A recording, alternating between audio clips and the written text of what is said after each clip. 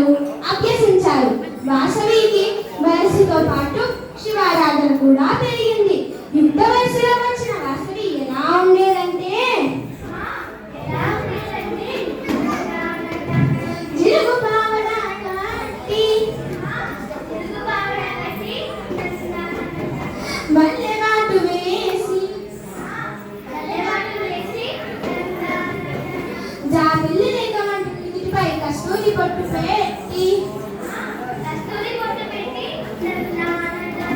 నీలగమట్టి కుళ్ళను దువ్వి జడవేసి పువ్వులు పెట్టి కాళీయందులు గల్లు గల్లుమని మోగుతూ ఉండగా నడిచి వచ్చే ఆ వాసవిని చూసి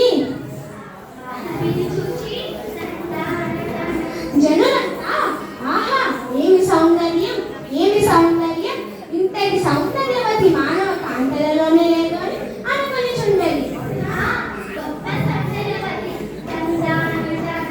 అతిలోక సౌందర్యవతి అయిన వాసవి తన జనకత్తెలతో కలిసి అనేక కళ్యాణాలలో పువ్వు పండ్లు పూజా ద్రవ్యములు తీసుకొని నిత్యము నగరేశ్వర స్వామి ఆలయానికి వెళ్ళి ఆ దేవదేవుడిని ఆరాధించుచుండెను.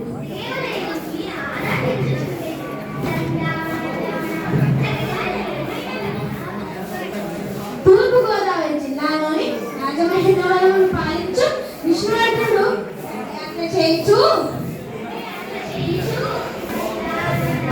భూషాన్ని కొరకై నగర ప్రవేశము గావించింది. రాజుగారు నగరంలోకి ప్రవేశించగా ఊరిలో వార్తాహరుడు చూసి వెంటనే ఊరిలోకి వెళ్ళి రాజుగారి ఆగమన వార్త కుసుమశ్రేష్ఠికి తెలియజేశాను.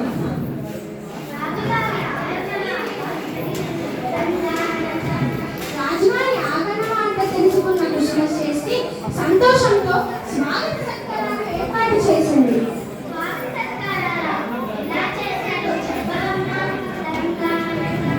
రాజుగారు నచ్చే బాటంతా పువ్వులు పచ్చారు.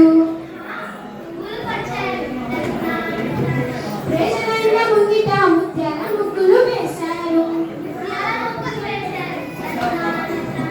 ప్రధాన కూడలి దగ్గర స్వాగతాన్ని ఏర్పాటు చేశారు.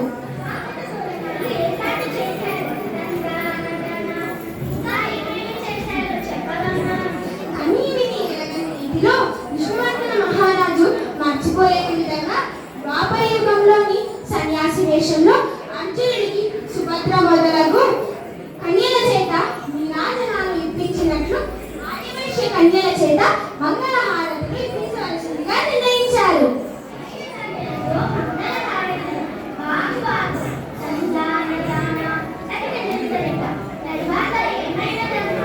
గురువు భాస్కరాచార్యులు వాసుదేవితో అమ్మ మొదట నీవు హారతిస్తే పిదప మిగిలిన కన్యలు హారతిస్తారు అని చెప్పారు.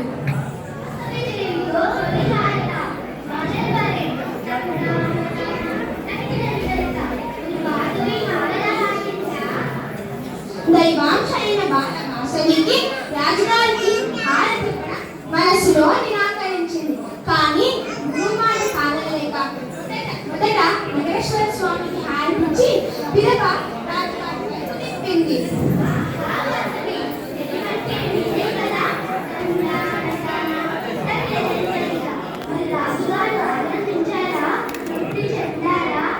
ఆనందం తృప్తి మాట దేవుడెరుగు. వాసవిని చూచినంతే రాజుగారికి పూర్వజన్మ స్మృతి కలిగింది.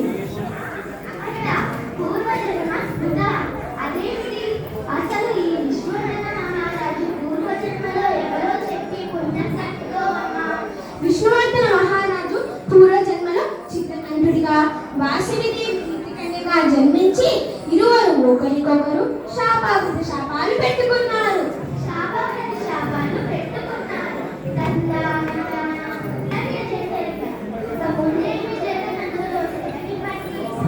రాజుగారికి దండయాత్రకు విష్ణువర్ధన మహారాజు దండయాత్రకు బయలుదేరుగా ఆదిశక్తి స్వప్నంలో కనిపించి త్రిశూలంతో చీల్చి చిన్నాడినట్టుగా అనిపించింది.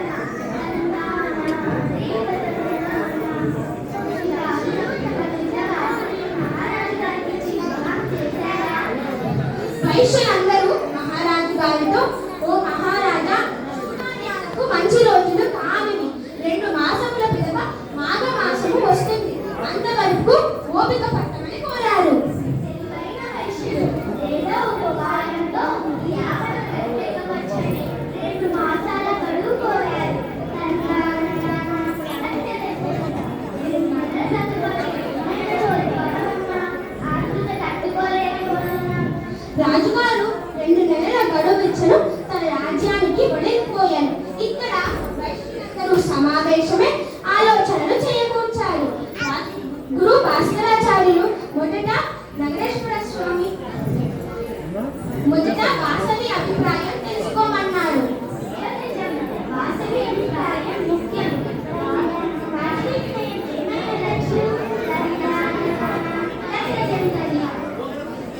నేను పార్వతీదేవి అంశంలో జన్మించాను. మానవుడైన విష్ణువర్ధనుడు నన్ను వివాహమాన్ని భరించలేడు. నేను కన్యగానే ఉంటాను. నా జీవితం అయినా ఆ పరమేశ్వరుడికి అంకితం.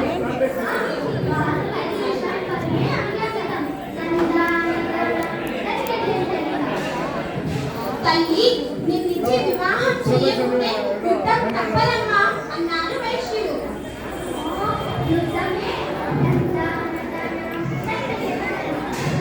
యుద్ధం అనివార్యం అనుకుంటే మీరందరూ అవసరం లేదు. నేను ఒక్కదాన్ని చాలు. కానీ నేను అహింస స్వీయ రక్షణ వ్యాప్తి చెందాలనుకుంటున్నాను కాబట్టి మాఘ శుద్ధ విద్య గురువారం నాడు శతభిష నక్షత్ర లగ్నంలో అగ్ని ప్రవేశం చేస్తాను అని వాసవి పలికింది.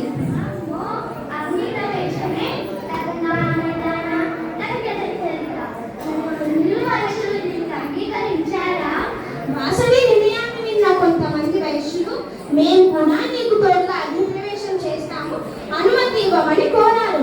కానీ తన వైశ్య జాతి అభివృద్ధి చెందాలి కాబట్టి 102 గోత్రకుల్లో ఒక్కొక్క గోత్రానికి సంబంధించిన ఒక వయోవృద్ధ జంట మాత్రమే అగ్ని ప్రవేశం చేయవలసిందిగా వాసవి సూచించింది.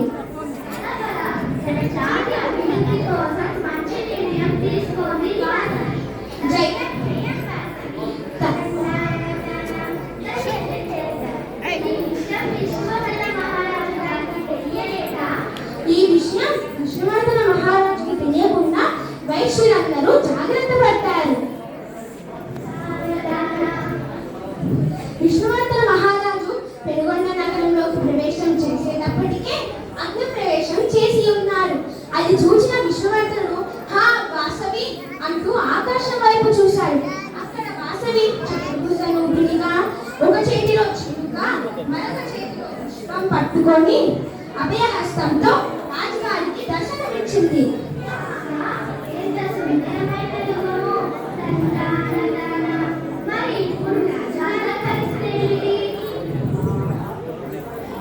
పూర్వజన్మలో చిత్రకంఠుడికి వాసుదేవి కీర్తి కన్యగా పెట్టిన శాపం పిడుగు రూపంలో రాజుగారి తలపై పడింది. అప్పుడు రాజుగారి శరీరం నుండి వచ్చిన ఆత్మ జ్యోతి రూపంలో వాసుదేవి పాదాలపై లీనమైంది. ఆనాటి మరుక్షణం చతుర్భుజ రూపిణిగా ఉన్న వాసవి అంతర్ధానమైంది. ఆనాటి నుండి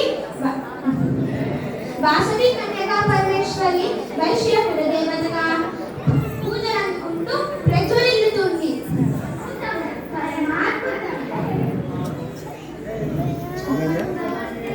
సుమి మాత నమస్తే, జగదేక మాత నమస్తే, కుసుమాయ పుత్రి నమస్తే, పుత్రి చ విద్మహే తన్నో కుమారి ధీమహి తన్నో వాసవి ప్రచోదయాత్. ఓం కుసుమ పుత్రి చ విద్మహే కన్యాకుమారి ధీమహి తన్నో వాసవి ప్రచోదయాత్. ఓం కుసుమ పుత్రి చ